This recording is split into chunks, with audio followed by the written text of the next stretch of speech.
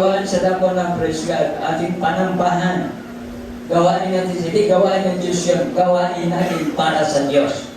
Mali kasi mag-expression, ay gawain ng Diyos yan. Ano ginawa ng Diyos? Gawain natin, gawain natin ito para sa Diyos. Amen? Panambahan ito natin para sa Diyos.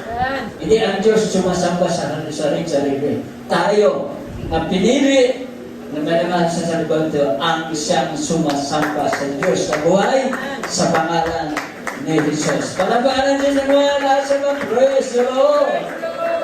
Sarap ng kapwa malamahal ang ating panambahan ko niya as ipareho din dito.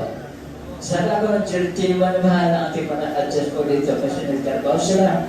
Ang simula ang ating panambahan ko pero praise alas 5 yan hanggang alas 11. At Biyernes alas 11 hanggang alas 5, alas 6 hanggang alas 11, at Linggo alas 10.